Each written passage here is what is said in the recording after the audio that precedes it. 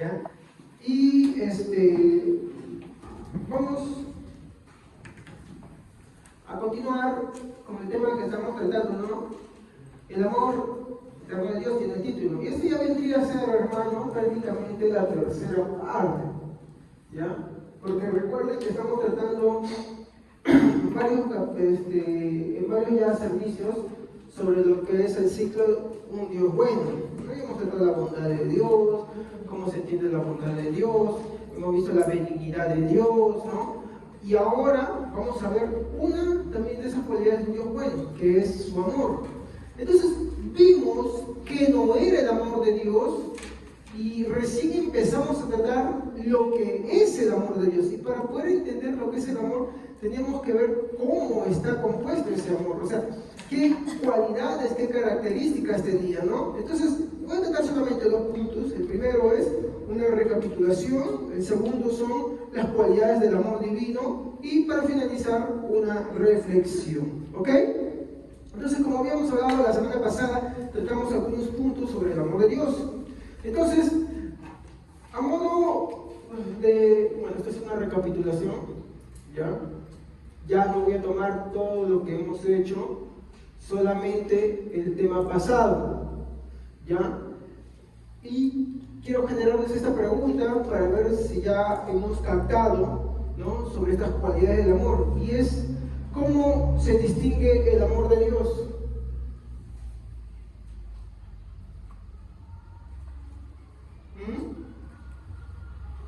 ¿Qué es distinguir?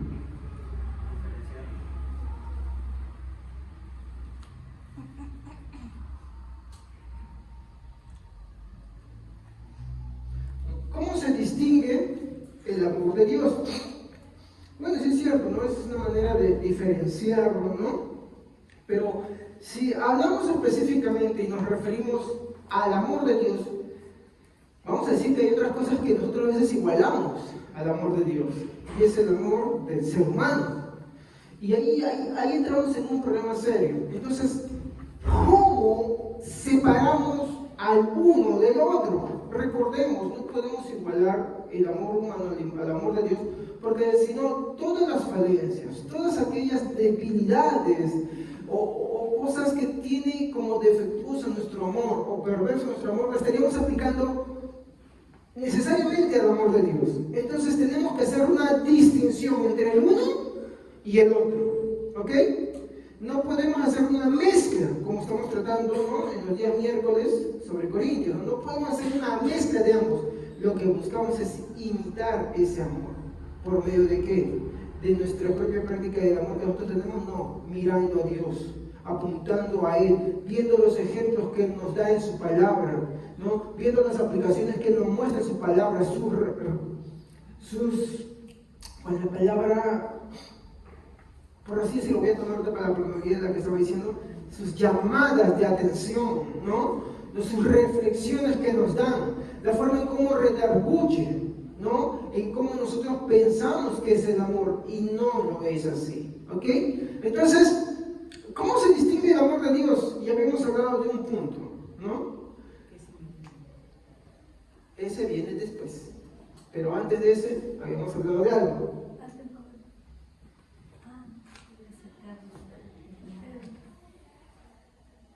Ese es el título.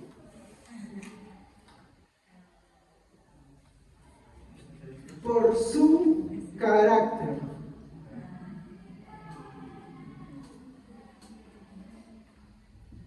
Por su carácter. Así vamos nosotros a empezar a distinguir entre el amor de Dios y el amor del hombre. A ver, cuando hablamos de carácter, hermanos, a lo que nos estamos refiriendo es a esas cualidades que nos distinguen. Cuando decimos que tal persona, y acá vamos a cerrar, cuando decimos tal persona, fulano tal, tiene ciertas cualidades, ¿no? Ya, por favor, si agarramos por ejemplo mi persona, yo sé que soy como todos tenemos defectos, ¿estamos? Pero separemos un ratito los defectos. Toda persona tiene defectos, pero también tiene algunas cualidades, ¿ok? Entonces, a ver, hermano Javier, ¿qué cualidades tiene?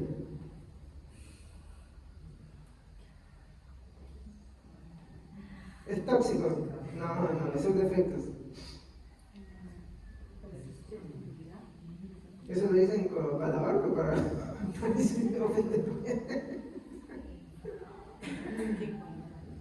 ¿Ah? ¿Qué cualidades? Claro, ¿qué cualidades, por ejemplo, pueden ver en mi persona? Y después yo les digo a ustedes, ¿cómo que?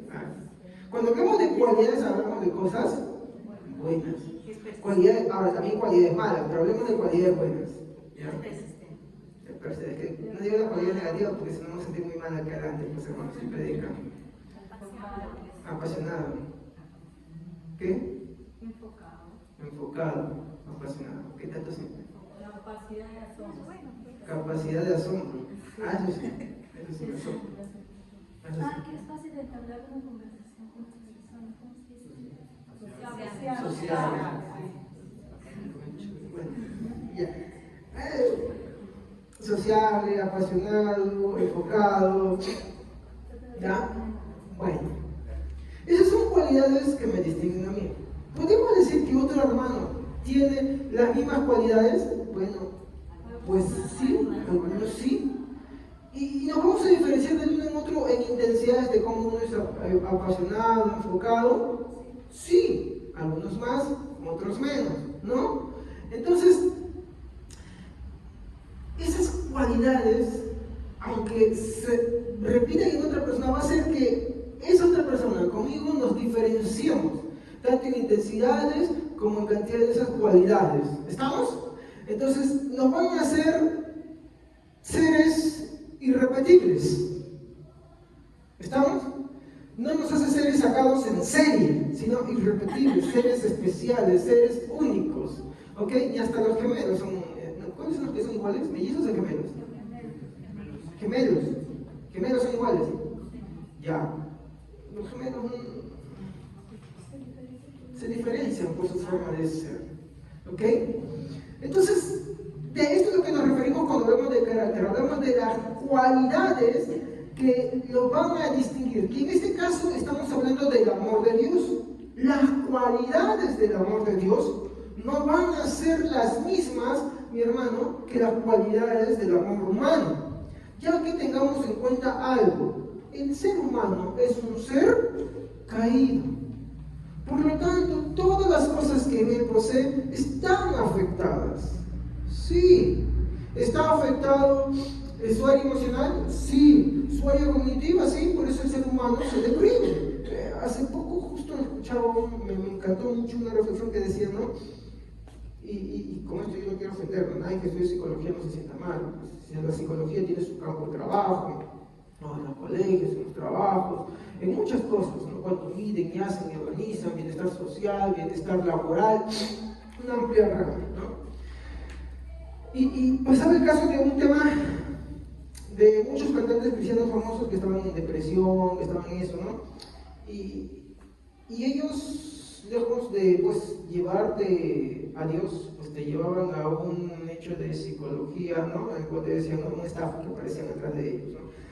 Y ahí está el problema, ¿no? Y algo que me gustó mucho y me llamó la atención, y es esto. La psicología, como el cristianismo, parten de dos cosas diferentes. No me vayan a ir por acá satanizando la psicología, por favor, tampoco, ¿ya? No me hagan eso. Pero hay que entender dónde la psicología no puede tratar, ¿no?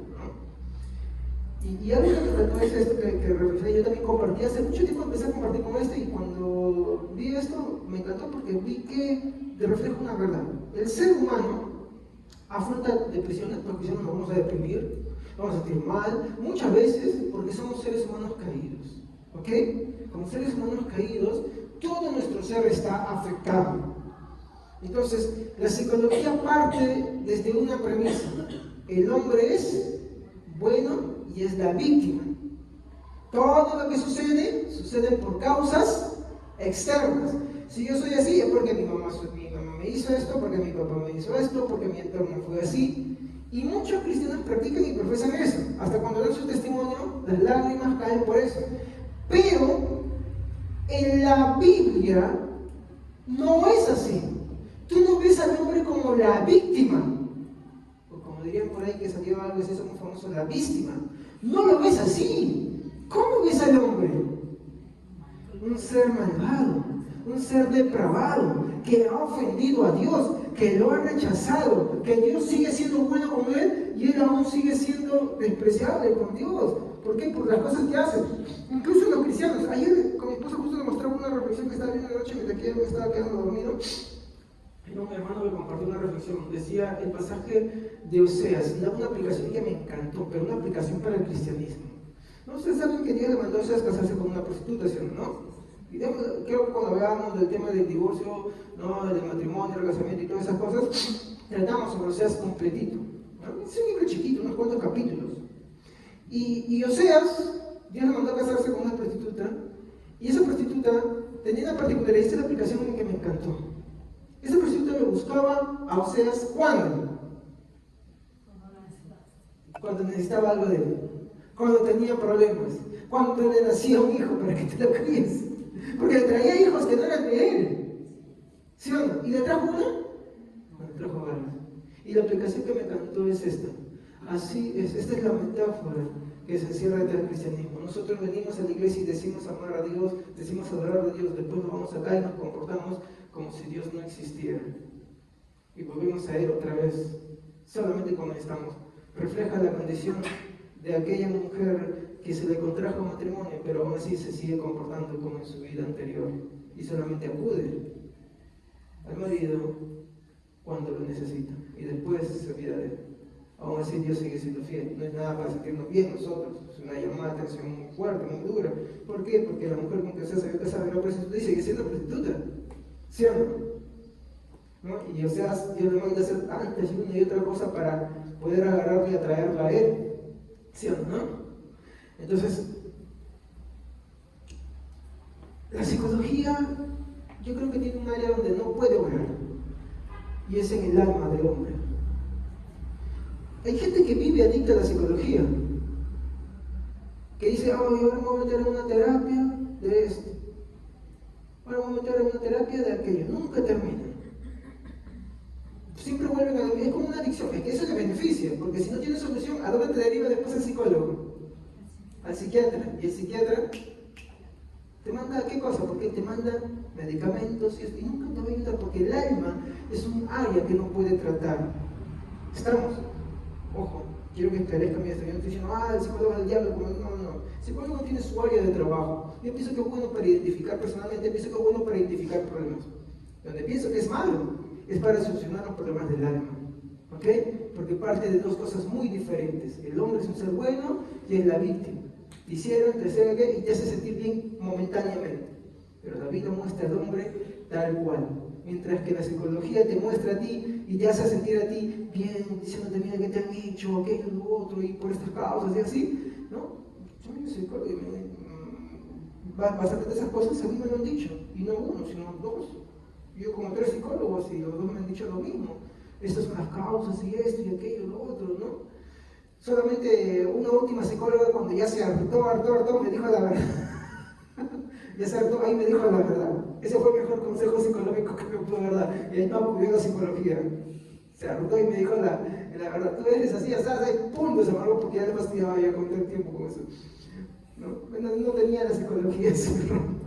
Bueno, pero, como le digo, en sí por sí la psicología como ciencia no te da la solución al alma. Parte desde que el hombre es bueno y la víctima. La Biblia te lo muestra diferente, ¿ok?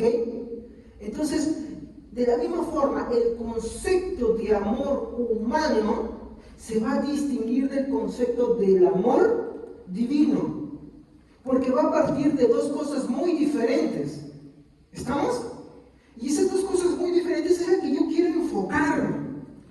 ¿Para qué? Para que cuando abramos la Biblia y cada vez que vemos el amor de Dios, entendamos y apuntemos a Dios y glorifiquemos a Dios por lo que Él es y cómo expresa ese amor, y no a cómo nosotros expresamos el amor. Mi hermano, si bien es cierto, lo que nosotros tenemos es ni la sombra del amor de Dios, el problema es que como llega a nosotros lo pervertimos, lo distorsionamos y termina convirtiéndose en un amor enfermizo, en un amor perverso, que muchas veces lo practicamos, lo vivimos, mi hermano, y no nos damos cuenta. Sí, usted y yo, hermanos, por por nuestra buena condición, por los rasgos del antiguo hombre y mujer caída, practicamos ese tipo de amor, nos hacemos daño a nosotros mismos y hacemos daño a los que nos rodean. Hacemos daño a nuestros hijos, hacemos daño a nuestros cónyuges, nos hacemos daño a nosotros mismos, porque tomamos enfoques muy diferentes y bizarros a lo que la palabra de Dios quiere tomar. Entonces, hemos visto que el amor de Dios se va a distinguir por su carácter. Y cuando hablamos de carácter, hablamos de cualidades que lo van a distinguir, que lo van a hacer diferente, que lo van a hacer único a este tipo de amor. No es, entonces la reflexión acá, no es lo mismo el amor divino que el amor humano. Pues son distintos. ¿Estamos? Son distintos. Por más que queramos buscarles conexiones, porque podemos decir, pues, bueno, pastor, pero si Dios es amor, entonces amamos, entonces es que el problema está en nosotros. El problema está en nosotros y en cómo practicamos ese amor. Lo que lo hace perverso, no a Dios, el amor. Porque incluso el amor es una dádiva de Dios. Y las dádivas de Dios son perfectas. Pero nosotros lo distorsionamos. Entonces, no es lo mismo el amor del hombre que el amor de Dios. ¿Qué más hemos visto? Por su naturaleza. ¿No? Cuando hablamos de la naturaleza, en este caso nos referimos a lo que existe en el propio ser de Dios. En su naturaleza reside la diferencia de lo sublime de su amor. A ver, explicamos la semana pasada que nosotros tenemos una tendencia. Amamos lo que un ser externo nos produce en nosotros. Y tomamos ejemplos, ¿se acuerdan, no? Yo amo, mira, hasta entre el amor de esposos. Entre el amor de esposos. ¿Tú por qué amas a otra persona? Hay ciertas cosas en esa persona en las que hacen que esa persona sea el objeto de tu amor. Y por lo tanto, tú estás con esa persona. Hay algo externo. Pero la naturaleza del amor de Dios no necesita de algo externo para amar. ¿Estamos? No necesita la razón para amar. O para el amor de Dios, mejor dicho de esta manera, la razón para el amor de Dios, para que el amor de Dios, mi hermano, que tiene mi hermano, ¿sabes dónde se encuentra? No se encuentra en algo externo a Él, sino en su mismo ser. ¿Estamos? No, pastor, la razón de que yo me también estoy en un ser. A ver. Tú amas a esa persona, a ver. En casados, ¿ya? En casados. La hermana Evelyn ama al hermano Javier, no sé por qué razón.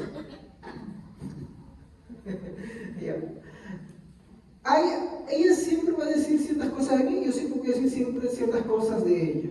Cuando usted le dice, por ejemplo, ¿por qué ama a tal persona con la que se une? Y usted va a decir siempre ciertas razones. ¿Me equivoco o no? Algunos dicen, ay, porque sus ojitos. La más importante dice, porque sus ojitos, ¿por qué? Porque es esto. O sea, que después se puede quedar tuerto, se puede quedar cataratas. ¿No? Otros dicen, no, ay, no, porque es alto. Pues las personas que empiezan así, fijándose solamente por eso, pues una vez que se va eso, chao, chao. Otros, bueno, dicen, no, es que es su forma de hablar. Está muy bien, ya estás hablando de algo un poco más. ¿Y si se queda una? ¿Sí o no? Entonces, por lo general nosotros tenemos siempre, no una, sino varias razones. Presentamos varias razones, ¿no? Esas razones residen, otros dicen, no, por la seguridad y la estabilidad que me da. ¿O me equivoco? Por la madurez. Otros dicen, porque me hace sentir joven. X razones. ¿O me equivoco, hermanos? Encuentras dinámica el juego, compartir diciendo esa pregunta y dices, ay, ¿por qué no te enamoraste de persona? No, y empieza a decir una, obvio, detrás de esa una hay muchas razones más, ¿sí o no? Pero en lo que voy es que la razón de que tú ames es las cosas que tú ves en otra persona que tú deseas de esa persona. Hay algo en esa persona para que tú le ames. Pero el amor de Dios no está en el otro objeto. Porque para empezar nos olvidamos de algo. Y eso es algo que trataremos. El amor de Dios es santo. Al ser santo es único, especial, puro. Y para que Él pueda tener un objeto de deseo en algo más, eso tendría que ser más puro que Él. Igualmente puro. Y no lo hay. Pues ¿cómo la Biblia, y eso es lo que decía antes de la psicología, cómo la Biblia presenta al hombre? ¿Cómo? Perverso, pecador, que incluso en sus mejores obras peca, hace lo malo, le da la espalda, aunque cree en Él, sigue fallándole, sigue desviándose. Entonces no hay esa razón. Recordemos que Dios es puro, 100% puro, 100% santo. ¿Alguien me puede decir acá que es 100% santo, 100% puro para que sea el objeto de su deseo? No, Señor. Nos damos cuenta. Por eso definimos que el amor de Dios, para poder amarnos a nosotros, nos amó no tomando en cuenta nuestras faltas. Somos un objeto aborrecible que Él amó a pesar de. Eso es lo que hay que comprender. No hay algo que sea atractivo de nosotros hacia Él, sino que Él decide amarnos y como consecuencia le amamos. No es que nosotros le amamos al primero y por eso nos ama, o porque vio en el futuro que le íbamos a amar y por eso nos amamos. Es por eso que la Biblia dice la salvación no es por obras. Porque nuestras obras son aborrecibles muchas veces. En lo bueno que hacemos fallamos. Sí, hasta en lo mejor que haces hay defectos, hay pecados. Por lo tanto, no hay. No puede matarse a su vida haciendo muchas cosas. Bueno, estoy diciendo que no se haga, pero siempre pecamos en esas cosas. En algunos de los niveles pecamos, sea en el nivel de las obras, en el nivel de las omisiones, en el nivel de los pensamientos, de los sentimientos y las inclinaciones que tenemos, pecamos. Y al pecar, mi hermano, hacemos aborrecibles esas obras. Y el problema es que somos compulsivos para pecar. Somos compulsivos. Entonces, es por esa razón, mi hermano, que cuando nosotros vemos que una de las cosas que lo van a caracterizar o identificar es su naturaleza. La naturaleza del amor de Dios es 100% santa. ¿Me entienden? Por lo tanto, la razón para que Él ame reside en Él mismo. A no ser igual a nosotros, ¿por qué? Porque la razón para que tú ames a la otra persona está en algo que esa persona tenga o tiene. ¿Ok? Ahorita vamos a ir ampliando eso. Entonces, en su naturaleza reside la diferencia de lo sublime de su amor. ¿Ya? Ahí está, ¿no? El amor. ¿En dónde? En su naturaleza, en su propio ser. Por eso, Él no dice en la Biblia, cuando Dios habla, no dice, yo tengo amor. ¿Qué dice? Yo soy amor. Dios es amor.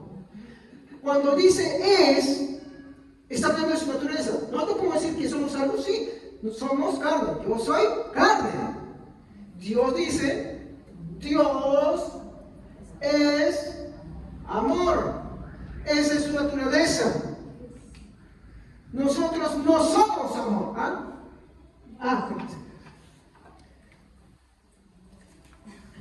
Está bien, está bien. Dios es amor. Nosotros no podemos decir yo soy amor. Porque puede pasar medio día, puede pasar un día, mi hermano, menos todavía, ¿no? Y se te mata el amor con algo que pasa. ¿Estamos? Cuando dice, por ejemplo, el amor es sufrido, es que el amor soporta los agravios. El amor todo lo soporta, todo lo sufre, porque es capaz de soportar muchas cosas. El amor de Dios soporta no solamente las ofensas de este mundo, permitiéndoles vivir, permitiéndoles existir, pero dándoles provisión, porque aún sigue siendo bueno, ¿no? Manifiesta su bondad con este mundo, pero también se ve que ese amor sufrido se manifiesta en nosotros, porque nosotros, aún muchas veces, así como hablaba con Moisés, el caso de Oseas, vivimos un día como cristianos y el resto de los días de la semana vivimos como incrédulos, dándole prioridad a otras cosas. Y aún así, el amor de Dios sigue soportando nuestros agravios. Ahora, ese soportar ese agravio no nos está diciendo, como por ahí he escuchado que dicen, no, ese es el motivo para pecar, no. Es el motivo para buscar la santidad de Dios. ¿Estamos? Y es el motivo para buscar la santidad de Dios en Él y otra vez no en nosotros. Esa es la gran diferencia. Es el motivo para no, mi hermano, ir a Dios para decirle, Señor, ayúdame en mi incredulidad, ayúdame en mi debilidad, ayúdame a buscar de Dios, ayúdame a serte firme, santifícame. No somos. Él sí es. Nosotros no lo somos. ¿Ok? Entonces, aquí es donde vamos al segundo punto, ¿sí? Porque solamente vamos a tener 2 puntos en esta mañana. ¿Ya? Las cualidades del amor divino. ¿Se acuerdan que hablamos la semana pasada? ¿Y cuántas cualidades hablamos? ¿Seguros?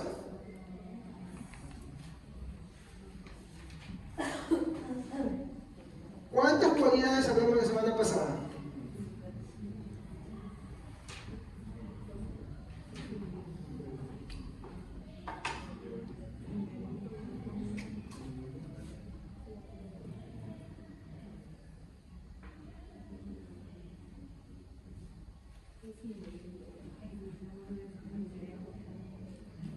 Exacto.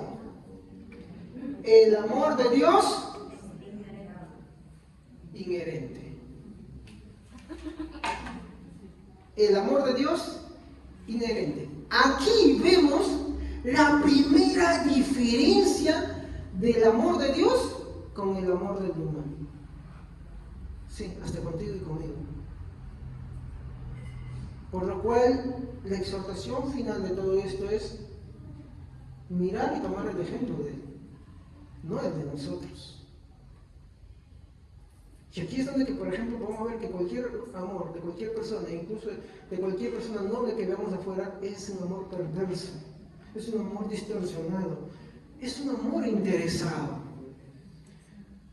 Díganme si incluso cuando uno se enamora no hay un factor de interés. De los chicos, es chica. Otras cositas más persigo por ahí, pero no es por eso. De las chicas también, a veces no es el mismo, pero persiguen algunas. ¿Es o no es un amor interesado? Y el hecho de que caiga en el pecado es una muestra de eso. ¿O me equivoco? El hecho de que peque uno es la total evidencia de que es un amor interesado, no es un amor para sentirse orgulloso. Por tanto, la conclusión ahí es que no es amor. Ah, yo me casé por amor. Mentiroso, mentirosa. Porque el amor de Dios es inherente. El que tenemos que apuntar es el amor de Dios, no es el amor de nosotros. Entonces, lo que uno a veces hace pompa, no estoy diciendo que uno no sea cariñoso, por favor, eso no es el tema. Tienes que ser cariñoso, tienes que ser amor, tienes que expresar amor a tu pareja, tu esposo, tu esposa, tienes que expresarlo. Pero lo que estoy diciendo es que a veces no tiremos tantas flores cuando no es. El hecho de la existencia del pecado, ya sea realizado por obra, ya sea pensado, ya sea sentido, mi hermano, muestra que es un amor interesado.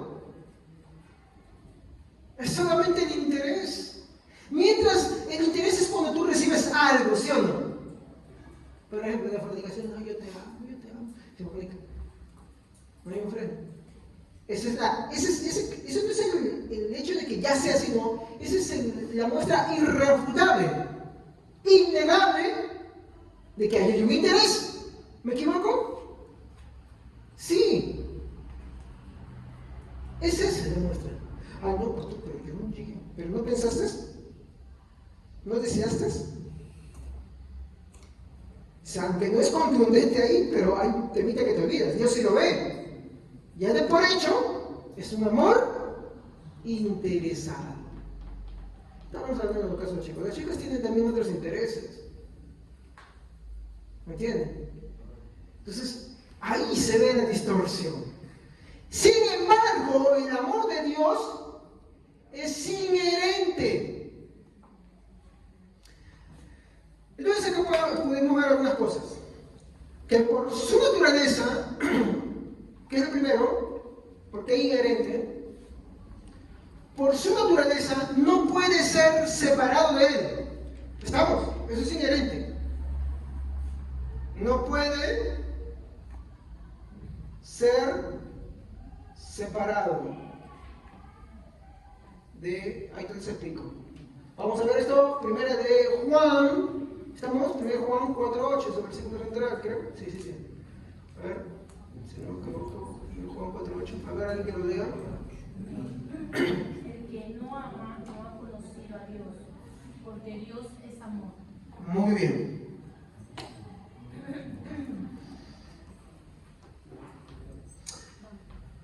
No puede ser separado de él. Yo creo que nosotros podemos ver, si agarramos del bando de nosotros, esto en el día a día. Cuando decimos que Dios no puede ser separado de él, por ejemplo, la salvación. ¿Por qué el cristianismo siempre, disculpe, yo sé que hay una posición contraria en la cual dice, no, sí, la salvación se pierde? Vamos a este punto. No estoy hablando de justificación para pecar, ese es un muñeco de paja, esa es una mentira que usan para invalidar esto. Eso es agarrar y crear una falsedad para esto. Yo escucho a predicadores que dicen, no, sí, los que creen que la salvación no se pierde piensan que hay que pecar, es una justificación. No, eso es mentira. Yo creo que la salvación no se pierde. Y cuando yo digo que yo creo que la salvación se pierde, no estoy diciendo que no tenga justificación para pecar, porque la Biblia dice, ¿no?, que no usemos la gracia como una justificación para pecar. Ni digamos, ¿no?, porque abundó la gracia, abundará también el pecado. No, sino que lo que más abundó el pecado, más abundó la gracia. ¿Para qué? Para salvación, para arrepentimiento. ¿Estamos? Entonces eso que te paran diciendo por ahí, yo he escuchado mucho, he escuchado bastante personas así, he escuchado en videos incansables y estudiando, yo leyendo a la gente que ha enseñado esto, no lo dicen así. De hecho, ¿saben quiénes creían que la salvación se pierde? Los puritanos. ¿Saben quiénes son los puritanos? Hay escuchado el término puritano cuando te te dicen, ay, mire ese puritano, o sea, puritana. ¿Saben quiénes son los puritanos? Gente que su estandarte era la santidad de Dios. Y no hablo de los legalistas, ¿ah? A ellos sí les interesaba la santidad de Dios bíblica. Y ellos creían firmemente lo que siempre se había enseñado, de que la salvación se pierde. Vamos por un punto. ¿Por qué debo decir esto? Un hijo de Dios que verdaderamente ama a Dios no desea pecar. ¿Estamos? Lucha contra el pecado. Es cierto. A veces por su condición, por su falta de búsqueda de Dios, por su falta de amor a Dios, peca. Lo vemos en Oseas. Pero si es verdaderamente de Dios, Él no va a irse al mundo para pecar, sino que Él va, ¿a qué cosa? A ir a su Señor arrepentido, pidiéndole perdón, Señor, ayúdame, ten misericordia de mí, quita mi incredulidad, quita mi maldad. Va, tiene una dependencia de Dios genuina. Entiende que la mayor ofensa de su pecado se la hace a Dios más que a las otras personas. Ese es el punto principal ahí. Entonces, si creyéramos que la salvación se pierde, entonces ante la más mínima, porque ahí habría que decir qué pecado es el que te hace perder la salvación, ¿sí o no? Si todos los pecados son ofensa contra Dios, entonces, ¿qué pecado? ¿O la suma de cuántos? Eso es bien lógico, ¿sí o no? Entonces, ¿qué habría que hacer para perder la salvación? Y, hermano, ahí está el punto. La Biblia dice que Dios sí permanece fiel, aunque nosotros muchas veces somos infieles. Y no me cometer pecado de fornicación, adulterio, veamos otros pecados que a veces no consideramos, pero que la Biblia nos dice que son muy perjudiciales, como por ejemplo, los ojos altivos, orgullosos, los pies presurosos para hacer el mal, ¿Ah? Hay pecados que no consideramos y que la Biblia dice que Dios aborrece. ¿No? La lengua mentirosa, el calumniador. Entonces, si decimos que la salvación se pierde, ¿cuántos han caído en eso? A ver, piensen, de verdad eso. Sin embargo, Dios permanece fiel. Y no estoy hablando de justificación para pecar, por si acaso. No estoy hablando de eso. Que ese es el tema de santidad, ahí sí hablamos de esas cosas. Pero, como le digo, ahora comparémosla con nosotros. A ver, nosotros no te podemos ser muy de la tipo, toma, te traigo esto, toma, te aquello. Y el momento que te da tu cólera, el momento que te da tu entonces, ¿dónde estamos diciendo? Ay, Señor, te amo. Y se le dices de pe a pa. Lo insultas y lo ofendes si eres mujer. ¿Y a ti? Ay, ya, ahora sí, aunque no digas cosas para dar, ahora sí me desquito contigo, ahora sí me vengo.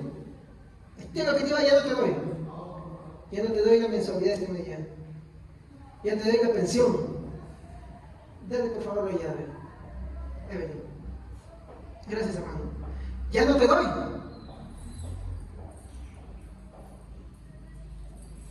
Gracias, hermano. Ya no te doy.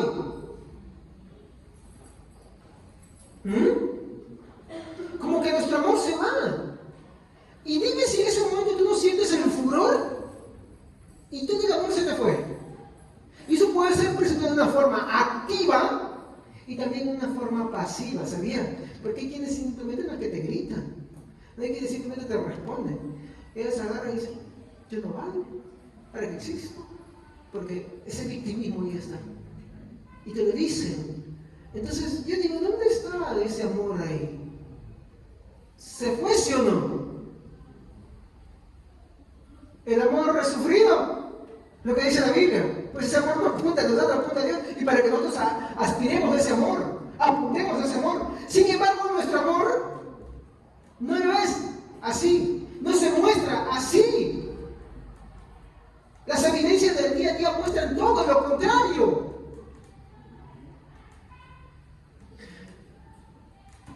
Es por eso, mi hermano, que decimos que por su misma naturaleza, el amor de Dios, mi hermano, no puede ser separado del mismo. La razón de que Él ame se encuentra en su misma naturaleza, porque Él mismo, es amor.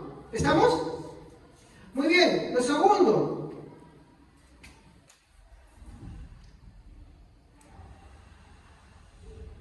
No depende de nada. Su amor no depende de nada, ¿no? Externo a Él mismo. O sea, no hay una razón externa. ¿Estamos?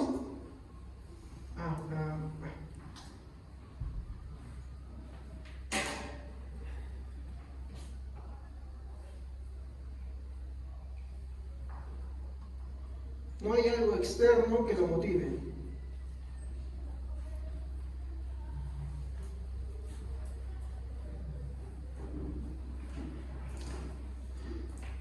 Cuando decimos que su amor no depende de nada externo a Él mismo, ¿se acuerdan lo que estamos diciendo hace un momento? Que no hay algo fuera de Él que provoque ese amor. Siempre decía, ¿no? Siempre cuento algo, ¿no? Que una vez siempre se cuenta sobre una persona que hizo una oración delante del culto, que muestra el orgullo, por cierto, y dice, Señor, ¿qué viste en mí para que te fijaras, para que me amaras? Pues la respuesta clara es nada. Había una sátira el otro día que alguien decía, Señor, quita de mí todo lo que no sirve, quita de mí todo lo que te desagrada. Y al rato aparece un timbrecito de Mario Bros y se ve solamente su ropita. No fue racta secreto ni nada de esas cosas, sino que desapareció porque le dijo, Dios, quita todo lo que te desagrada de mí, quita todo lo que te molesta de mí. Si Dios tuviera que quitar todo lo que te desagrada de nosotros, pues tiene que quitarlo todo, porque podemos tener nuestra propia naturaleza. Tendría que sacar todo. Pues no hay una razón para agarrar y pensar que Dios te salva porque hay algo especial en ti. ¿Estamos, hermanos? No hay. No es que vio que tú creerías en el futuro. Él te amó para que tú puedas creer. Él te amó para que tú le ames. No es que Él miró, no es que Él observó, porque no hay nada externo que provoque su amor. Entonces, su amor no depende de nada externo a Él mismo. Dios ama de forma libre e independiente, sin influencia ni coacción alguna. Y esto es importante. ¿Qué es una influencia? ¿Qué es una coacción? Vamos por influencia. Cuando tú, por ejemplo, nace tu hijo, ¿por qué lo amas? Que estudie, ¿cierto, no? Ay, no, pastor, yo no. Entonces, a ver, adopta varios, pero llámalos igualitos. ¿Cómo te das cuenta que hacen diferencia? Porque a uno lo consientes y al otro no. Y en ambos casos está mal, no estoy diciendo que uno esté bueno y uno esté mal, uno está mal ahí. Cuando tú te enamoras de alguien, ¿no? ¿Tú te enamoras influenciado por ciertas cosas? Algunos, mi voy a ser sincero, ¿no? Porque es flaca, o porque es flaco. Otros, yo conocí gente que, por ejemplo, le gustan las gorditas. Las flacas no les gustan. Y ellos me dicen, mientras más carne, más bonita. Yo he escuchado así, mientras más gordita, más bonita. Es así la cuestión. Mientras más gordita, más bonita. Y sí, pero si tú te das cuenta en lo que ellos dicen, tienen algo de verdad. La razón por qué amen es algo externo a ellos mismos. Otra vez, es algo externo. Ay, porque sus ojos, es algo externo. Ay, por cómo me hablan. Ay, por cómo me inclinan la cabeza. Ay, cómo sonríen. Ay, por sus conejos.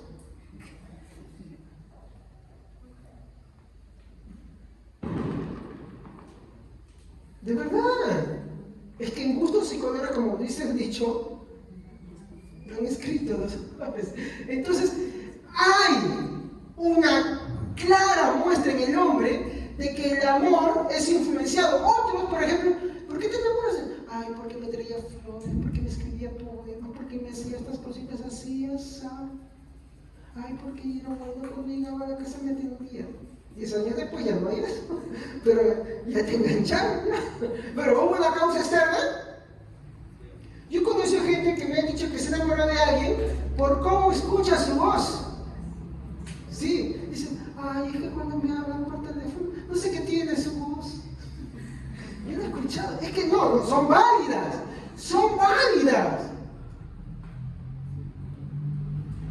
Son válidas las razones. ¿Por qué? Porque hay una razón, hay un motivo. ¿Me equivoco? Muchas gracias, hermana. ¿Hay un motivo? Sí. Cada uno, si es sincero, se va a dar cuenta que siempre su amor ha sido influenciado por algo externo. En el caso de la coacción, ¿qué es coacción, hermanos?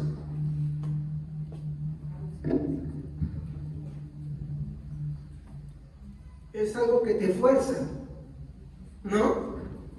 Por ejemplo, una pareja dice que se aman, muy bien, pecaron, salió el bebito. ¿Hay algo que fuerce o acelere o afirme esa unión? Sí, hay motivos muy poderosos.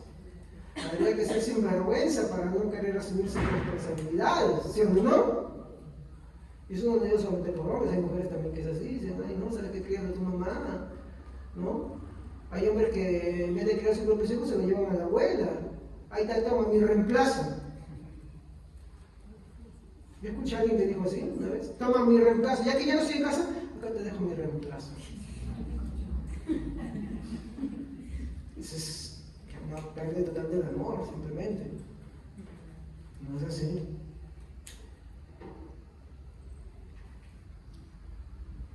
Entonces, hay esas cosas, mi hermano, que muchas veces al hombre, mi hermano, van a hacer que ese amor se propicie, sí, pero Dios no tiene ni influencias ni coacciones. Él ama, y para que Él ame, no hay nada en el objeto que Él ama que influencie o provoque ese amor. Él ama y no hay nada que lo coaccione. Por ejemplo, cuando se dice que Dios predestina o escoge o salva a aquellos que han visto en el futuro que creerán, ¿qué es eso? ¿Es una coacción o es una influencia? Coacción, porque algo lo está forzando y Dios no puede ser forzado. ¿Estamos? Dios no puede ser forzado.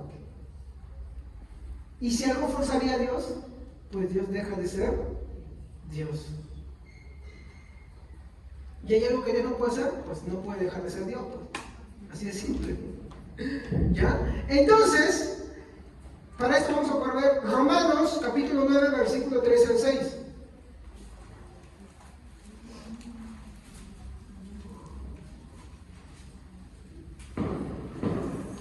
Romanos capítulo 9, versículo 13 a 16. Y así está escrito: amé a Jacob, pero aborrecí a Esaú. ¿Qué concluiremos? ¿Acaso es Dios injusto? De ninguna manera. Es un hecho que a Moisés le dice: tendré clemencia de quien yo quiera tenerla, y seré compasivo con quien yo quiera serlo.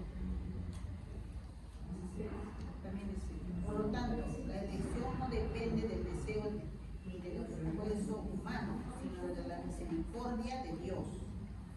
¿Qué ustedes ven ahí?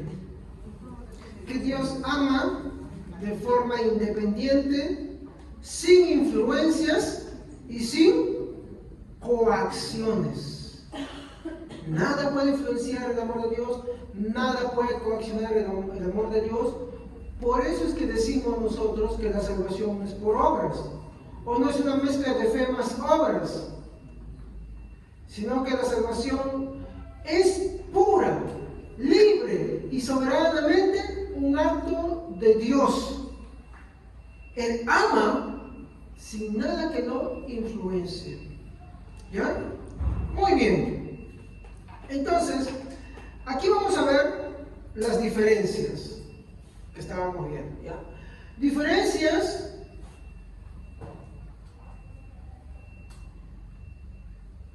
entre el amor humano y el amor divino. Entonces, el amor humano, como les dije, no es igual al amor divino. Notamos algo particular entre ambos, ¿no? Y eso lo vamos a notar siempre con el ejemplo más sencillo, ¿no? El amor del hombre es producido por algo externo a él, en el cual se ve las razones positivas que influenciaron a ese amor, ¿no? Como el amor a un hijo, como el amor a una pareja. ¿Me equivoco? ¿Hay razones detrás del amor humano? Sí, hay razones.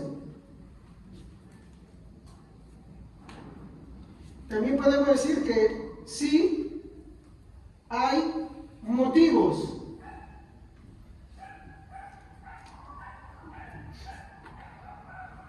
A ver, la mayoría que se ha casado, ¿hay razones o motivos para que te casaras? ¿Sí? ¿Sí o no? Y hoy día sería escandaloso que alguien le diga, ¿sabes qué? Yo quiero que tú te cases con tal persona. Antiguamente se hacía eso, ¿sí o no? Antiguamente tú no escogías con quién te casabas. Antiguamente te casaban. Y te casaban por las razones que el padre creía convenientes. Primero, sea hombre o mujer, que sea de buena familia. Y cuando hablamos de buena familia, no hablamos de economía, ¿ya? Hablábamos de cualidades que esa familia tiene, de cuán honrada y honorable es esa persona, de cuán honrada y honorable era el hijo y la hija, de cuáles eran las virtudes que tenían. Entonces, en base a eso, ellos se casaban antes. Imagínense, ¿dónde querían todos? acá, por ejemplo, todos se han casado porque ellos han querido y algunos han dicho, no, contra todo el mundo, ¿no? No importa que el padre o madre diga, yo no me caso, o me equivoco. Por eso que la mayoría de padres que hoy en la actualidad dicen, papá, me voy a casar, mamá, me voy a casar, como que, un infarto, ¿sí o no? ¿O me equivoco? Y las lágrimas, ¿o me equivoco? ¿Cuántos han hecho llorar por esas razones? ¿Ah? ¿Cuántos? ¿Me equivoco o no me equivoco? Ah, pues. Pero antiguamente, ¿les hacían llorar? No, les van a hacer una alegría, porque eran orquestadas por los padres.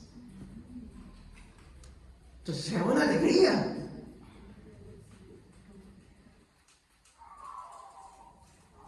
Y díganme si esas personas al final no se amaban, al final. Sí se amaban. Sí se amaban. Solamente que la modernidad te ha hecho pintar y todo eso. Por eso que los cristianos decimos, no, cuando uno se quiere casar, uno de los filtros que uno debe observar, mi hermano, no solamente son tus sentimientos y tus primeras elecciones, tú tienes que ver qué es lo que los padres opinan. Y si son cristianos, pues bueno, los padres te van a dar su opinión y su recomendación. Y una de esas recomendaciones es que sea cristiano. Que sea cristiana de verdad. No de mentiritas. ¿Estamos? Yo creo que el cristiano donde va a apuntar es las primeras cualidades positivas. Gracias, hermano Cristian. Las primeras cualidades positivas va a apuntar el tipo de cristiano que no es, ¿sí o no? Es lo que yo también quisiera. Y es lo lógico que también tendrían que desear de mí. Bueno, no, yo estoy casado, no, sino de mi hija y de mis hijos, ¿no? Y viceversa. Es lo que uno desea. Y si aparece un mundano, no, ahí saca la garra. Una mundana, ¿qué pasó? ¿Eso te enseñé yo? Eso tal vez ahorita para el mundo, así como está ahorita, puede sonar, mi hermano, ¡ay, qué exagerado! ¡Ay, qué exagerado! ¡Qué fanático! Fanático, haz lo que tú quieras con tus hijos. ¿Tú quieres vivir sin Cristo, sin eso en tu corazón? ¡Hazlo! ¿En el cristianismo nuestros hijos son libres de escoger? Sí. Sí, como dice Pablo, siempre y cuando sea en él, Señor. En él, Señor. Pero yo siempre digo, no, chico, no ande mirando afuera. No ande mirando afuera. Cristianita, que tú sabes que anda mirando afuera una y otra vez, no vale, ten cuidado. No, porque ahí te va diciendo dónde siempre va mirando. No punta, no mira a Dios, mira al mundo. Entonces, nosotros tenemos que ver eso siempre. Antiguamente es así, y me parece que era una muy buena práctica. Y miren la diferencia. Esas parejas han durado mucho más, no digo todas, pero la mayoría duraban más. ¿Sí o no? Duraban más. Hoy en día, ¿cuánto duran los matrimonios? Meses, días, años. Dios y Dios, no que duran días. Se sorprendería de los casos que hay. No es que la fuente de su amor es externo a ellos, es algo que es de su interés, es algo que los motivó, pero y del interés y del motivo ya no hay razones. Por eso es que en el amor humano sí hay razones y hay motivos. Mientras que en el amor divino, no hay. No hay ni razones, no hay ni motivos. Él nos amó aún siendo malvados. Él nos amó aún siendo pecadores. Él nos amó aún siendo aborrecibles para Él. ¿Se dan cuenta?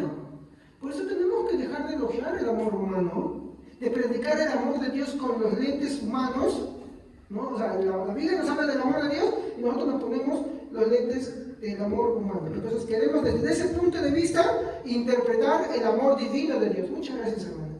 Y queremos interpretar desde ahí. Y eso está mal.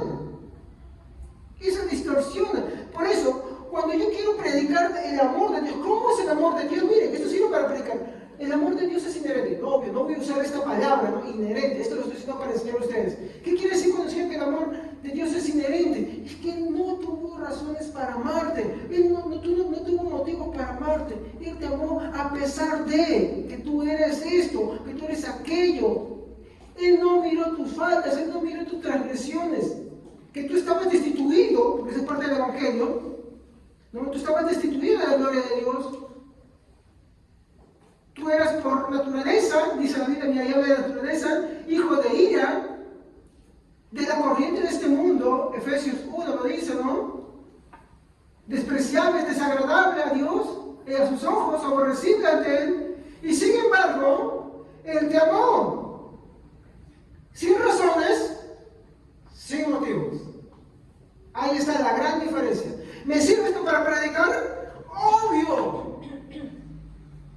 Sí me sirve. Yo no solamente tengo que decirle a la gente, sí, Dios te ama, Dios te ama. No, tengo que mostrarle por qué ama, cómo ama. Y la razón por la que te ama a ti es que Él no tiene razones y Él no tiene motivos. Tú eres un pecador. Y esto es lo que genera, ¿sabe qué cosa es? El que entiende esto es gratitud. Mucha gratitud. Porque el mundo te da amor por ciertas razones. Te da amor porque hay motivos. ¿Me equivoco?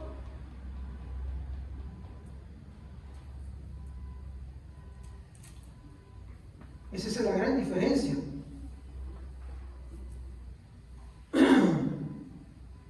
Y eso se ve en nuestra vida cristiana. Olvídense. Como dije, mientras que el amor divino hacia sus criaturas no reside en sus criaturas. En las criaturas el amor reside en otra criatura. ¿Estamos? El motivo es otra criatura.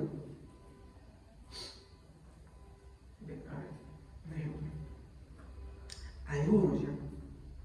Algunos dicen, no, yo me caso una sola vez para toda la vida y nunca más. Y digamos que por razones se murió el cónyuge. Y la vida muestra que en los más espirituales ha pasado. ¿Y qué pasó? De pronto, no sé, unos meses, unos años, se casaron. ¿Qué pasó? ¿Qué sucedió ahí? ¿No que no? ¿Y saben por qué sucede eso? Porque el amor reside muchas veces eso.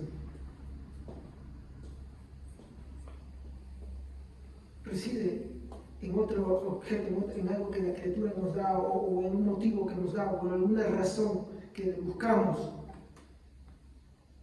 Es en eso.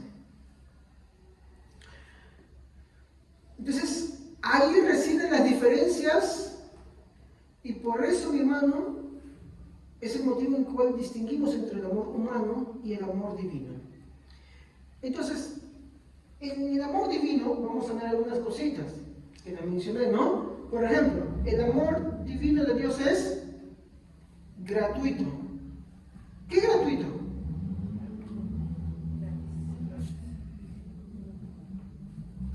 Que Él no te cobró nada. O sea, no hubo un interés en Él para que te lo dé. Fue...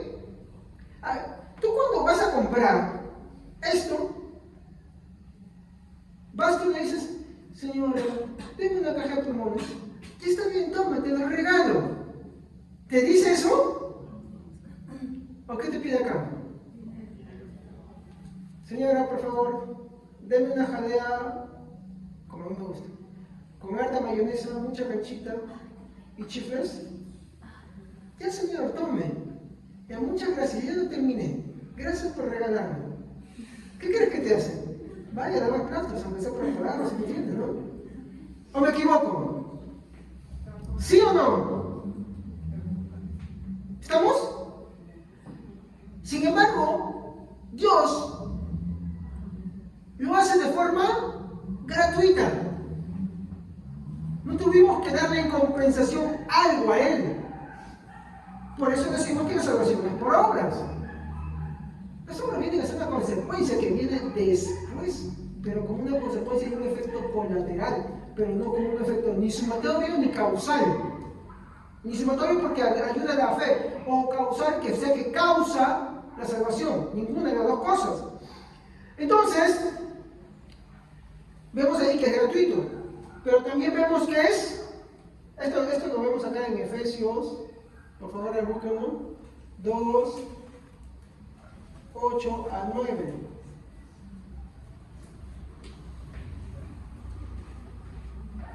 Porque por gracia sois salvos por medio de la fe, y esta no de vosotros, pues es don de Dios. Muy bien, ¿ves? Ahora, ¿se acuerdan que les dije que no hay un motivo en nosotros para que Dios nos ame?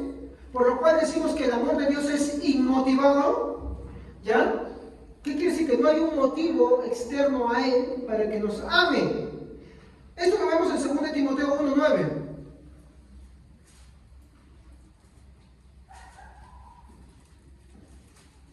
2 Timoteo 1:9. Amén. Dios nos salvó y nos eligió para que seamos parte de su pueblo santo. No hicimos nada para merecerlo, sino que Dios, por su gran amor, así lo planeó. Dios ya nos amaba desde antes de crear el mundo, pues desde entonces pertenecíamos a Cristo Jesús. ¿Desde cuándo nos amaba? Desde antes. Pero también afirma algo. No hicimos nada para merecer ese amor. Por eso es inmotivado. Mientras que para el amor humano hay motivos, el amor de Dios es inmotivado. Mientras que para el amor humano hay razones, en el caso de Dios es gratuito. ¿Estamos? Es así la forma como funciona. Vemos nosotros acá que 2 Timoteo 1:9 cómo recalca esto. No hay razones, no hay motivos, y ese amor fue desde antes de la fundación del mundo. No es que nosotros hayamos existido antes de la fundación del mundo, ¿estamos? No, nosotros no hemos existido antes de la fundación del mundo. No. Pero Él nos amó antes de que existiéramos nosotros. Y acá hay algo que también no toqué, no profundicé. ¿Qué es esto?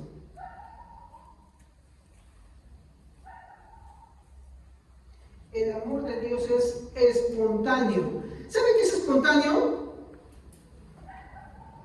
¿Alguien se tomó de tarea de la semana pasada de investigar qué es espontáneo?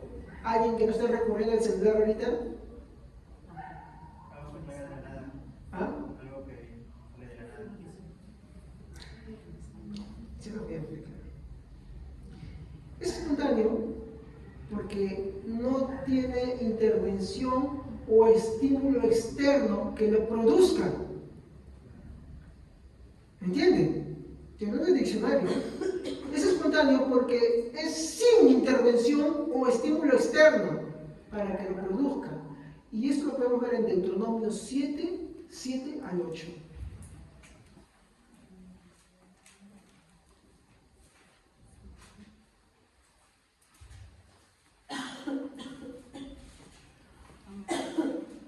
El Señor no te dio su amor ni te eligió porque eras una nación más numerosa que las otras naciones, pues tú eras la más pequeña de todos. Más bien fue sencillamente porque el Señor te ama y estaba cumpliendo el juramento que les había hecho a tus antepasados. Por eso te rescató con manos poderosas de la esclavitud y de la mano ofrecida de Faraón, rey de Egipto. ¿Se dan cuenta? Sin intervención, ¿no? O estímulo externo. Israel no había intervenido para que lo ame, no había dado un motivo para que lo ame, no había algo en Israel fuera de Dios para que lo ame, sino que el hecho de que Dios lo amara o amara a Israel estaba en él mismo. Ese es el punto central. Entonces, cuando lo aplicamos esto nosotros, pues bueno, sí, Dios nos amó de forma gratuita, porque la salvación es por gracia. Dios nos amó de forma inmotivada, porque no tuvimos un motivo que darle a Dios para que Él nos ame, y eso lo hizo desde antes de la fundación del mundo. Es espontáneo, mi hermano, ¿por qué? Porque nosotros, mi hermano, no hicimos algo, mi hermano, para agradarle. Surgió de Dios mismo. Y mi hermano, y la causa está en Él mismo, nada externo a Él lo causó ¿Lo originó o lo motivó? No hay una razón externa. ¿Estamos? Entonces, ¿esto qué nos lleva? A adorar a Dios, a decir a Dios, o no engañarnos pensando de que, porque yo creo, porque yo esto o porque yo lo otro, por eso Dios me amó. No, Dios me amó porque Él es bueno. ¿Estamos? Y eso es un bajonazo al orgullo y a la altivez humana. 2. Voy a borrar esto.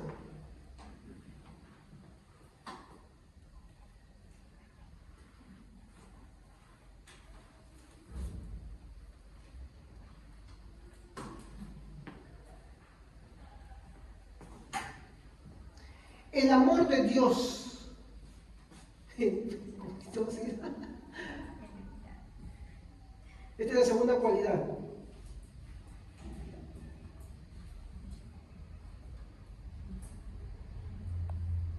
El amor de Dios es eterno. La primera cualidad, ¿qué cosa es?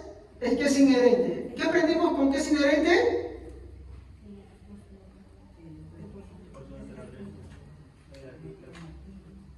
¿Cómo? Acuérdense dos cositas que dije. Sí, cierto, por su naturaleza Él ama. Muy bien. No hay razones para que Él ame. No hay motivos externos a Él para que Él ame. Por eso decimos que su amor es gratuito, es inmotivado y es espontáneo. ¿Estamos? ¿No? La razón para amar de Dios se encuentra en Él mismo y no en sus criaturas. Nosotros, los seres humanos, amamos por todas las razones contrarias. Y Dios nos llama a practicar ese amor que Él tiene. Él llama a su pueblo, a sus hijos, a practicar el amor gratuito, inmotivado y espontáneo. ¿Estamos? Por eso es que Dios establece lo que es una iglesia, una comunidad cristiana. Si no, ¿dónde practicaríamos esto? ¿Dónde lo perfeccionaríamos? Y obvio nos manda a reflejar esto también con los de afuera. ¿Estamos? Pero más con los hermanos de la fe. ¿Ok, hermanos? Muy bien. Entonces, yo quiero preguntarles, ¿qué es eterno? ¿Seguros? ¿Cómo? ¿Ya? Y aquí hay que, para entenderlo mejor, ver dos cosas que nos están diciendo. Que no tiene principio. Miren, a veces por decirlo rápido, perdemos muchas cosas. Lo segundo es que no tiene fin. ¿Ya? Cuando decimos que no tiene principio, ¿qué estamos diciendo acá? ¿Qué es un principio? Un punto de partida, un comienzo, un punto de origen, ¿sí o no? A ver, otra vez con el ejemplo, pero del lado contrario. ¿Para qué parejas con? Ya no está. Hermana Doris, tú muestres eternamente al hermano otro, porque es casada para los que están aquí. ¿Tú muestres eternamente algo? ¿No? ¿Por qué? No lo conocía. ¿Y cuando lo conociste, lo muestras eternamente? Tampoco. ¿Sí o no? Porque hubo un punto, ¿sí o no? Hermana, ¿tú lo muestras eternamente? No. ¿Y cuando nos conocíamos? ¿Cuando nos conocíamos? No, tampoco, ¿no? Porque nos bloqueábamos, ¿sí o no? Medio tóxico. No, es que sí, nosotros empezamos cuando trabajábamos juntos, decían, no te soporto, sí hacíamos. ¿Ya? Y era mutuo el sentimiento. Entonces, pero después las cosas cambiaron. Cuando cambiaron es que hubo un principio. ¿Sí o no? Quiere decir de que cuando hablamos que el amor de Dios no tuvo o no tiene principio, perdón, creo que la palabra correcta es no tuvo principio. ¿Qué es lo que estamos diciendo? No tuvo un comienzo. Por eso es que yo no creo que esta postura que dice no, de que Dios miró al futuro, ¿no? Que el hermano Javier iba a creer y se volvió al pasado y por eso lo escogió. ¿Estamos? Para salvarlo. ¿Por qué? Miren esto. Porque si yo tengo que mirar al futuro, quiere decir que Dios tiene que ver un punto. Y en base a ese punto, dar un inicio. ¿Estamos? Y acá hay muchas incoherencias. Esa es una de las tantas. ¿Eh? El otro punto es que Javier es fluctuante. Hoy puedo creer mucho, mañana de repente no tanto. ¿Estamos? Yo soy fluctuante. Todos somos fluctuantes. Fluctuamos entre muchas cosas. Por eso nuestra fe no debe estar fundamentada en nosotros, sino en Cristo, quien no tiene sobre variaciones. ¿No? Entonces, yo no puedo hacer eso. Otro, quedaría que Dios hubo un tiempo en el cual no tuvo algo. Y acá está el problema. Porque al no tener algo, estaríamos diciendo que no vamos eternamente. ¿Se dan cuenta? ¿Me dejo entender acá? Por dos lados, y no es el único, pero este es el punto de vista, esto es lo que se dice, que Dios previó. Dios no prevé eso, no en ese sentido. ¿Ya? Cuando decimos que el amor de Dios no tuvo principio, es porque no hubo el tiempo en el cual no fue, y esto es bonito. Miren, y lo vamos a fundamentar con textos bíblicos, ¿ya? Por ejemplo, Jeremías 31:3.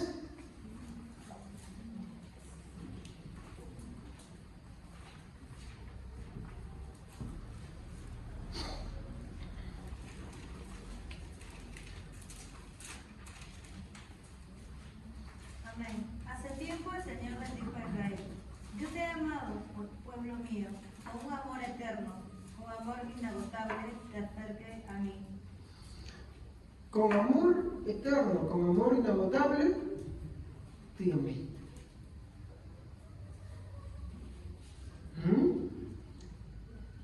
¿Sí?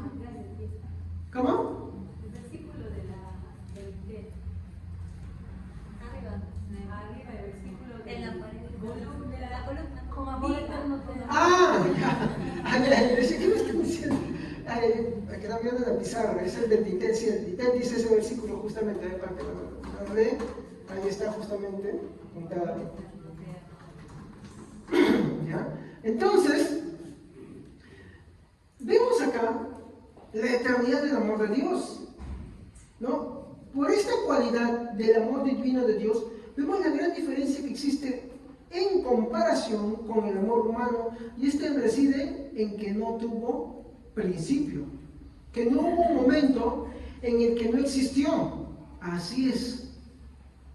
Dios amó desde la eternidad pasada. Y cuando digo la eternidad pasada, no estoy hablando de que al principio es la eternidad y no, es una forma de expresarse que no hubo un tiempo en el cual no fue así. Él siempre amó. No puedo comprender eso. Pero la Biblia me afirma que su amor es así, es eterno. Y eterno quiere decir que no tiene principio. Te pones a pensar esto, o sea, las dimensiones que eso tiene. Por eso que Pablo decía, Dios me amó. El hecho que tú entiendas de que Dios te amó, quiere decir que no hubo un tiempo en el cual no te haya. Exacto.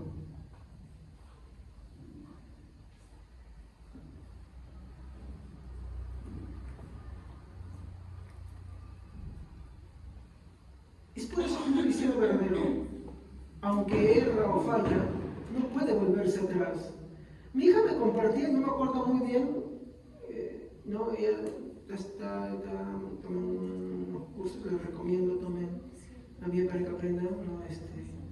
no es un cheque, no es una publicidad, pero vamos a así decirlo, en Ligonier están dando cursos de teología y él me compartía algo sobre la seguridad de salvación. Bueno, no sé si se acordará ella ahorita, ¿no? Pero cuando el otro día me preguntaba, ¿qué aprendiste? Me dijo, aprendí esto, aquello, y me dio unas razones en inglés que no lo había visto antes sobre la seguridad de la salvación, ¿no? ¿Te acuerdas, hijita? ¿Sí? A ver, ¿puedes compartirnos? ¿De cuál? ¿De la primera vez? Sí, de la primera. Ah, ya. A ver, de la primera clase, la seguridad de la salvación era saber sobre cuáles son los puntos en cuál debemos afirmarnos para estar seguros de la salvación, porque muchos dicen que, si bien es cierto, nosotros los cristianos somos salvos por fe, algunos cristianos no tienen esa seguridad porque piensan que por sus pecados o por diversas cuestiones de fatalismo que tienen las personas a la hora de pensar, no están seguros realmente. No es algo de salvación tener la seguridad, pero sí te quita bastantes cosas que podrías hacer si es que tuvieras esa seguridad en Cristo. ¿Como cuál?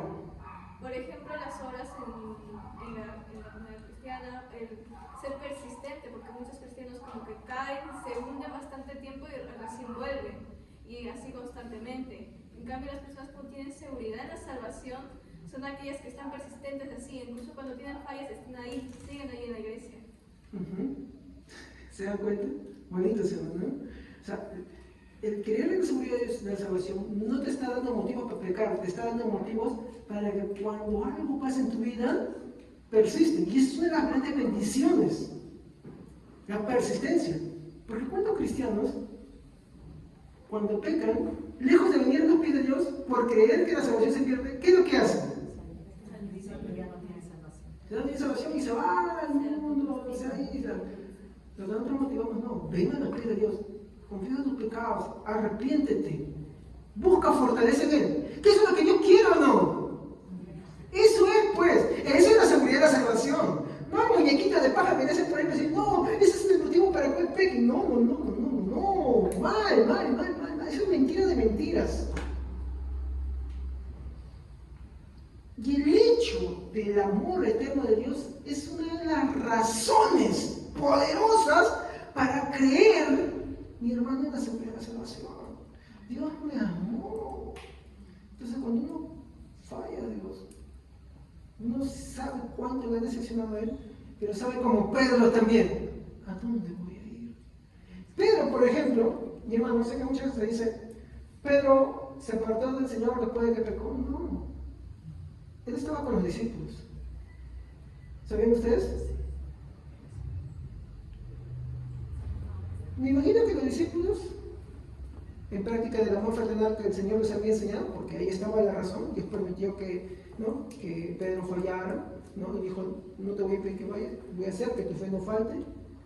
Y también tantas veces que le había enseñado con las palabras que hemos escuchado de la hermana Evelyn, del amor fraternal, ellos dijeron, pues no, ¿sabes qué? No vamos a apartarnos a Pedro, el pecador, pues, ¿no? Vamos con todos. Todos sabían lo que Pedro había hecho. En el tiempo que no existía Netflix, no existía cine, no existía televisión, los chismes eran el centro de todo. Entonces, todos se fueron a Pedro. ¿Tú ves que alguien le reclamaba? No. Estaban con él, consolándolo ahí. Y de pronto, claro, como tenían presente las prácticas del Señor, el Señor ahí estaba. Se apareció. ¿Y qué hizo Pedro? ¿Vio al Señor? ¿Se corrió? No. Fue a su encuentro. ¿No? Se fue a su encuentro y ahí están las evidencias. Estaba ahí, aunque no sabía qué decir, avergonzado, pero estaba ahí. Mientras que Judas, como no era del Señor, pues aunque el Señor estaba muerto y no sabía que iba a regresar, se suicidó.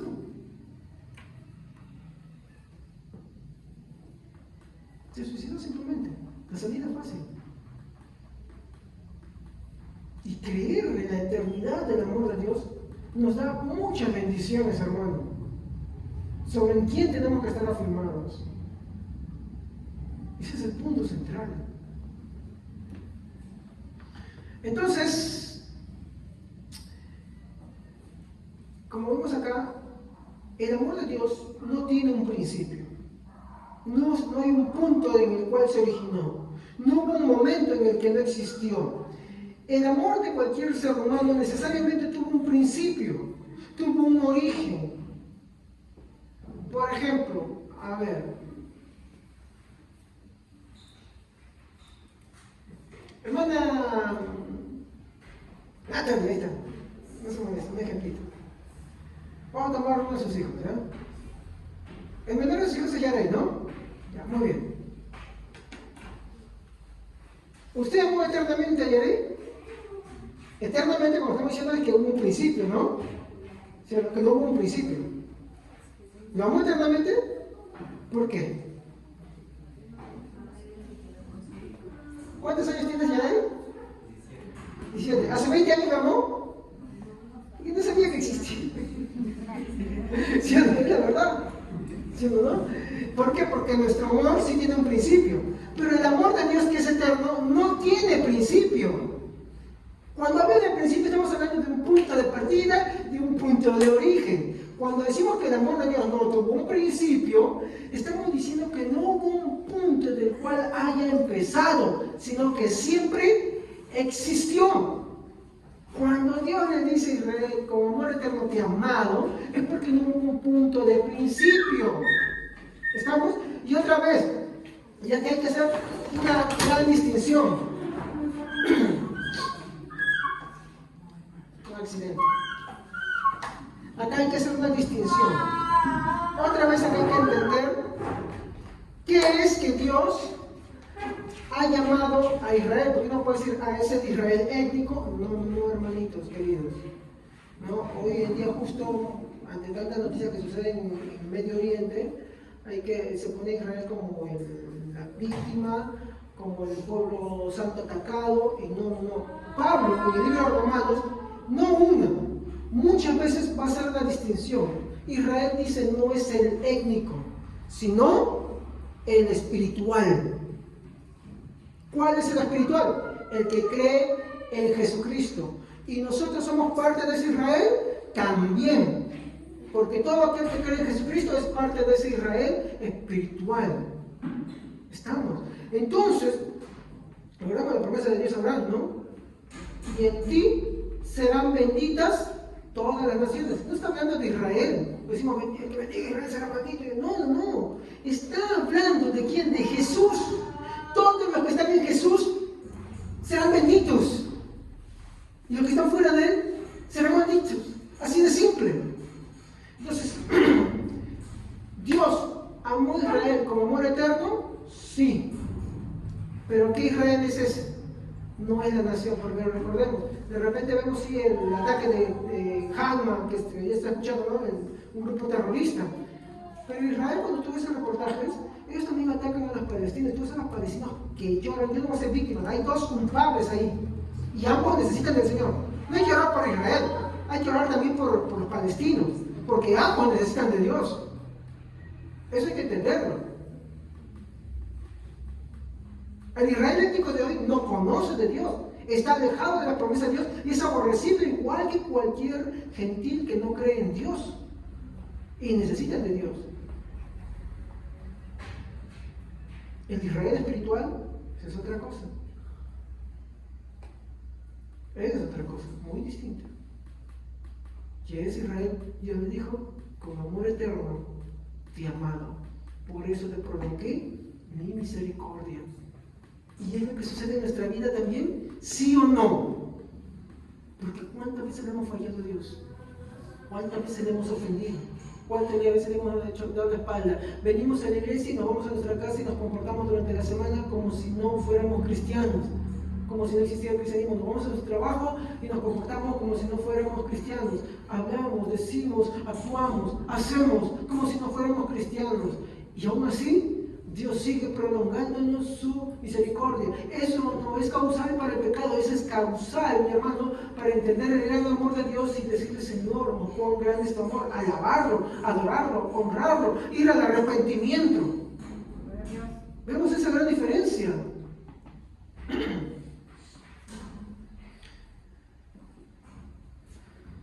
Como les dije, el amor de cualquier ser humano necesariamente tuvo un principio, ¿no? Por ejemplo, el amor a un hijo o el amor de una pareja, como decimos antes el caso, ¿no? Y según las circunstancias, tuvo un primer momento. Ahora, yo quiero finalizar con esta pregunta. Hermanos, ¿cuál sería la razón para la eternidad de Dios? No, perdón, claro, sí. Para la eternidad del amor de Dios. ¿Cuál sería la razón?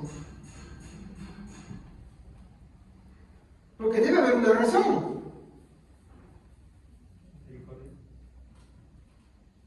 Misericordia es una expresión del amor de Dios.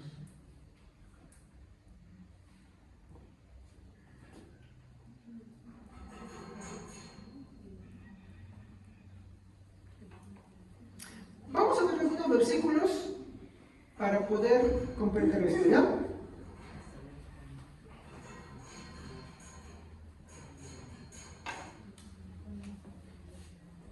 Busquemos Salmos 92.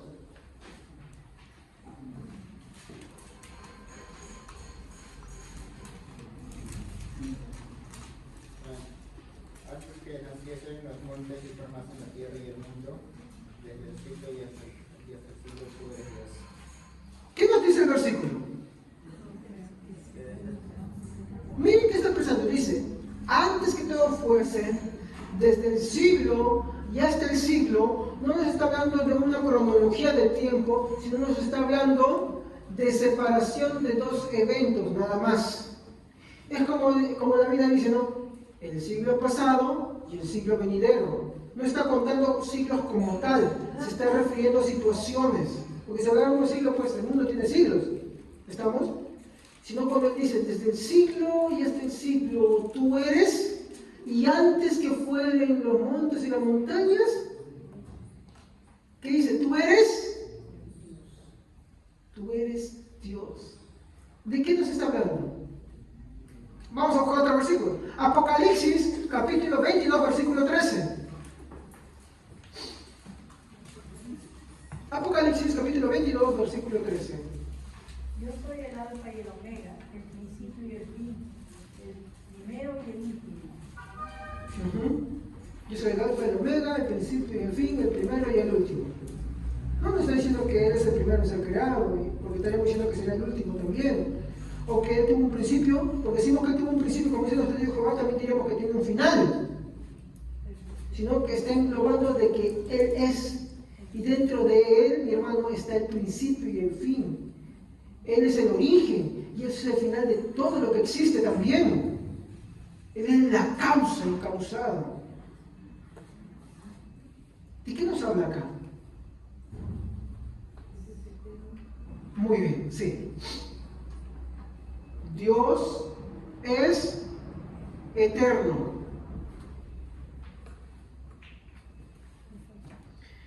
Entonces, quiero preguntarles acá esto. ¿Creemos en la eternidad de Dios? ¿Por qué lo creemos?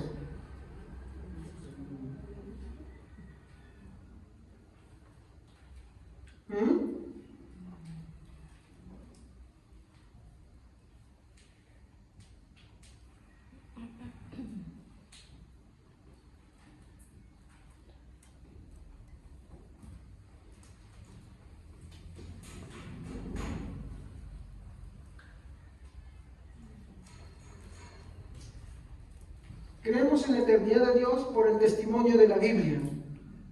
La Biblia constantemente pasa el tiempo en decirnos, en muchos pasajes, de que Dios es eterno, de que en Él, mi hermano, se originaron las cosas y también Él es la culminación de todas las cosas, de que Él no tuvo un principio, de que Él no tiene un final. Entonces, que su existencia no depende de nada. Todo el tiempo, mi hermano, la Biblia va a afirmar eso. Entonces, podemos llegar a esta conclusión. Como Dios no tuvo principio, porque Dios no tiene principio, ¿cierto? Dios tiene no tiene principio? Dios no tuvo principio. Porque si decimos que tuvo principio, diríamos que es un ser creado. ¿Estamos? Y Él no es un ser creado. Él es el creador de todo. Muy bien. Como Dios no tuvo principio,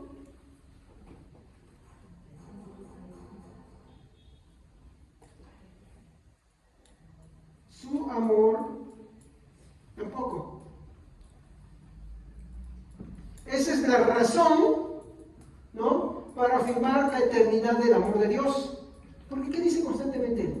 Yo soy amor. Cuando vemos en Jeremías 31:3, ¿qué dice?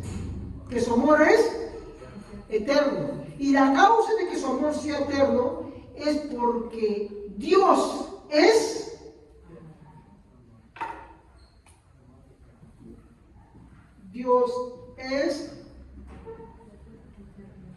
eterno. La causa de que su amor sea eterno es que Dios mismo es eterno. Por eso le afirma, yo soy.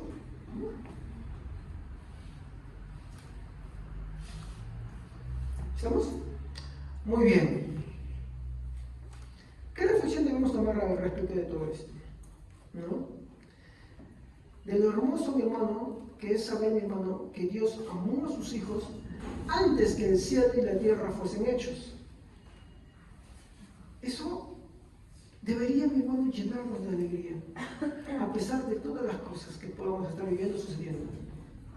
Eso es hermoso. La eternidad de Dios. Porque si hiciéramos una lista de las cosas que hicimos y que a veces hacemos,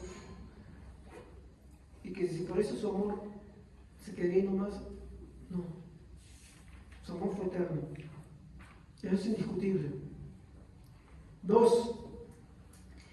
Es maravilloso saber que un Dios grande y santo nos amó antes de los innumerables siglos. Y quiero resaltar algo, un Dios grande y santo. Su amor es santo. El amor humano no es santo.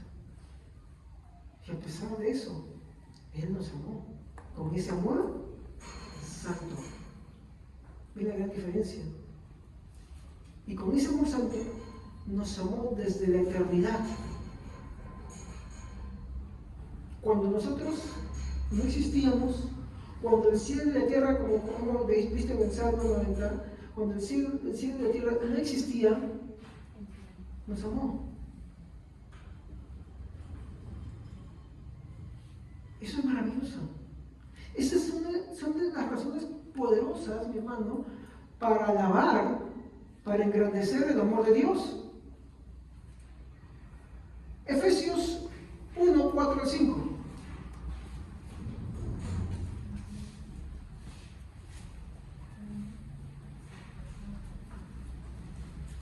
Amén. Incluso antes de haber hecho el mundo, Dios nos amó y nos eligió en Cristo para que seamos santos e intachables a sus ojos.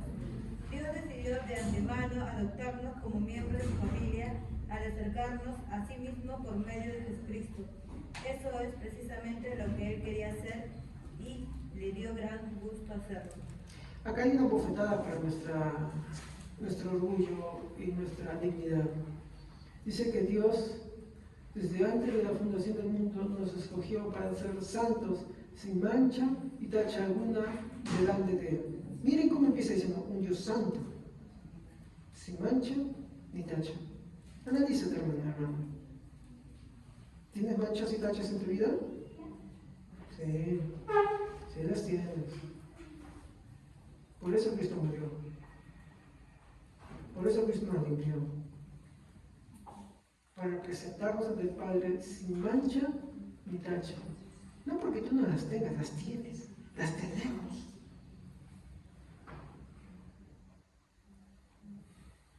Y ahí afirma otra vez la eternidad del amor de Dios. El hecho, mi hermano, de que Dios, mi hermano, haya, mi hermano, mostrado ese amor para con nosotros de una manera en la cual no haya habido una causa en nuestra vida. Según nos escogió, y dice, ¿En qué? En Él, en Él mismo. Pues hemos dicho, ¿no? Su amor, ahí está, gratuito, inmotivado, espontáneo, no causado, no coaccionado, no tuvo un principio. Según nos escogió en Él antes de la fundación del mundo, pues decimos que es eterno, ¿no? Para que fuésemos santos y sin mancha delante de Él. Dios es un Dios santo. Y una de las cosas que habla, a diferencia de cualquier atributo, es que la santidad de Dios, cuando veamos eso, es descrita y elevada 3 veces más que cualquier atributo. Yo estoy diciendo que Dios sea en porcentajes, no, pero lo resalta demasiado para hacer la distinción de que cualquier cosa que en Él hay es totalmente único, bello y hermoso y diferente a cualquier cosa que nosotros podamos igualar. Pues decimos, su amor es santo, ¿sí o no? O sea, es único, inigualable y diferente al nuestro. Y que un Dios santo nos haya escogido desde antes de la fundación del mundo para que fuésemos santos y sin mancha delante de Él, eso es una bofetada en nuestra vida. Porque, seamos sinceros, no hay ninguna mancha. O usted puede decir que usted vive la santidad de Dios. Y yo estoy hablando como mis hermanos legalistas piensan que santidad es ponerse un faldón, no maquillarse, no cortarse, no arreglarse, o que nunca se puedan poner un short, o que nunca se puedan poner una camisa manga larga, o que si se ponen sandalias es pecado porque se les ve los pies. Y no es una burla, porque disculpen, eso es lo que creen. Y que es el inicio de la salvación y de la santidad, no. Eso es un error total. Es un error garrafal que ni siquiera tiene una comparación e interpretación bíblica. Es algo que surgió de ellos mismos. Yo no estoy hablando de eso. Hablamos de la santidad en el sentido pleno de que Dios lo habla. Una santidad, mi hermano, que habla de nuestras obras intachables, y no son intachables nuestras obras para empezar, ¿ya? Que habla de lo que Dios quiere, obras intachables, pensamiento intachable, sentimientos intachables, que no omitamos en hacer lo bueno, pero sin embargo, vemos que esas cosas, aún conociendo al Señor, abundan en nuestra vida. Por eso ese versículo es una bofetada a ese orgullo, o ese centro de legalismo que pretende tener una santidad totalmente equivocada. A mí, para los cristianos bíblicos, esto nos ayuda a ver la gran diferencia que hay entre Dios y nosotros y cómo debemos reflexionar e ir a Dios en total arrepentimiento, humildad y sinceridad y decirle siempre, Señor, ayúdame. Así como aquel hombre que le dijo, ¿crees que el Hijo de Dios puede hacerme? Sí creo, pero ayúdame en que lo diga. Señor, sí, yo sé que tú me has santificado, sé que tú me has perdonado mis pecados, pero no tengo estas cosas, santifícame más. Señor, ayúdame a no fallarte. Ayúdame a mantenerme ante ti. La causa de todas las cosas buenas que deseamos no está en nosotros, está en Dios. ¿Entendemos? El legalista piensa que la causa de su santidad está en él mismo, que la causa de su arrepentimiento está en él mismo, que todas las causas están en él mismo. ¿Entienden? No. Las causas, mi hermano, están todas en Dios. En amor, miren, pero santos sin mancha delante de Él. En amor, habiéndonos predestinado, no toca la predestinación porque la Biblia habla de la predestinación, ¿ya? Para ser adoptados. ¿Saben qué es la adopción? Que yo, por razones X, decido tomar a alguien, no para tenerlo como mi empleado, no como mi empleada, no para tener princesitos o princesitas que no tocan ni las ollas, que no lavan la ropa, y en la que adopto le hago lavar la ropa, le hago cocinar y todo. Eso no es así. Eso no es amor, eso es perversión. Sino que mire cómo inició, dice, para ser santos delante de Él, en amor, habiéndolos predestinado.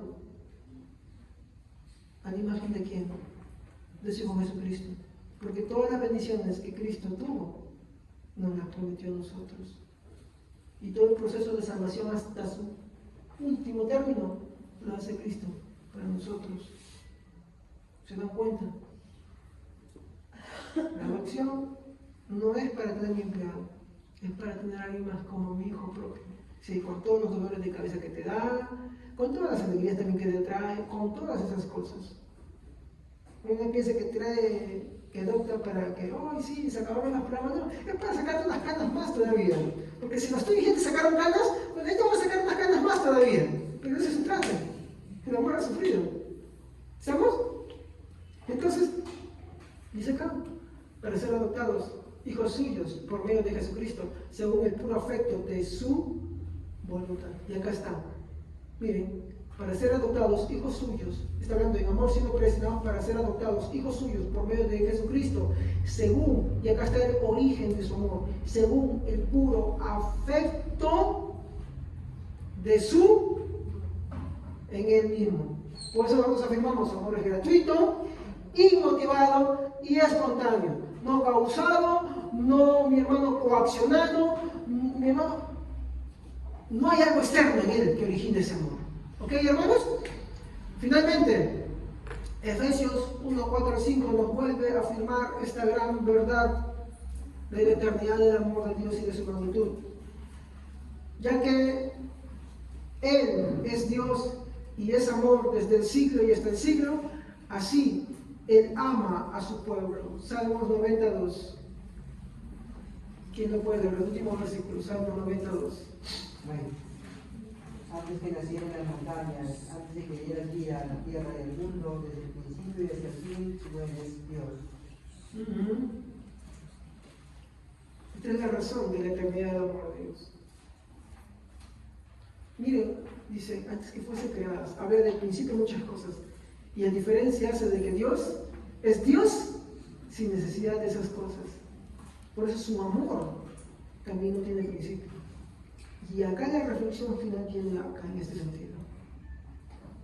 Como su amor es eterno, sí, hermanos, eternamente Él te amó. Y por eso, como dice Efesios, te predestinó. ¿Para qué? Para salvación. Lo que tiene que provocar en ti no es las causas para el pecado, porque demostraría todo lo contrario, que en verdad no fuiste escogido. Lo que tiene que provocar en ti es amor, gratitud. Por eso Juan nos dice en su epístola, Él nos amó primero.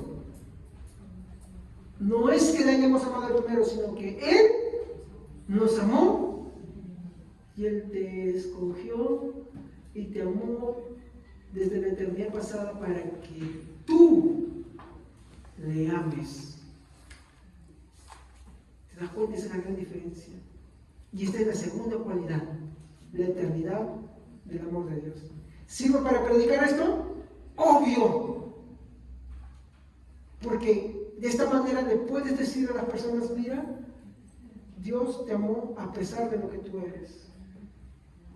Él pasó por alto todas tus faltas. Él soportó todas tus transgresiones y te amó. Y te amó no solamente para que tú vivas tu vida, no, te amó para que fueras hecho hijo suyo. Ya la persona evidenciará si es que realmente, porque tú vas a decir si te amó o no te amó, ¿no? Ya la persona evidenciará si realmente Dios lo escogió. ¿Y sabes cuál será la evidencia? Que vendrá a Él. ¿Cómo sabrás que Dios lo amó a Él? Porque Él vendrá y amará a Dios. Es una consecuencia, ¿se dan cuenta? Mientras que si no es así, rechazará y rechazará.